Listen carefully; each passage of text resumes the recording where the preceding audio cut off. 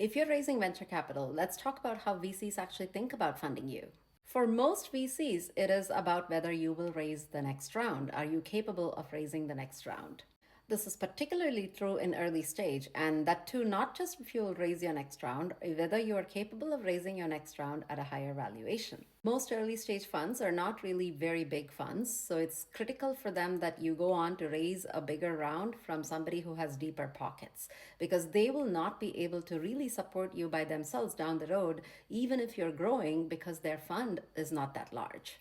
This often leads to what is called the greater fool theory in economics. The greater fool theory basically says as long as you can find other investors who are willing to pay more for your shares down the road, that particular investor is safe because now you are somebody else's problem.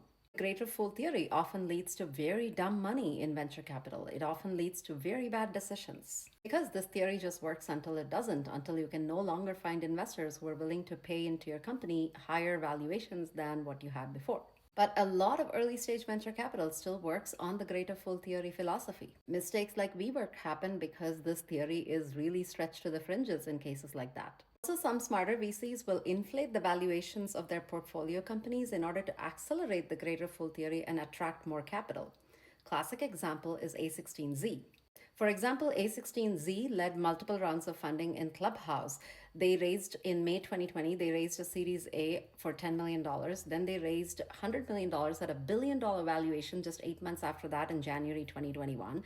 And just 3 months after that, they raised a round for $4 billion valuation, which had participation from DST Global and Tiger Global, two other giants other than A16Z. By creating that insane momentum, they were able to draw in two other global VCs into the cap table so that they will have more firepower when they scale down the road.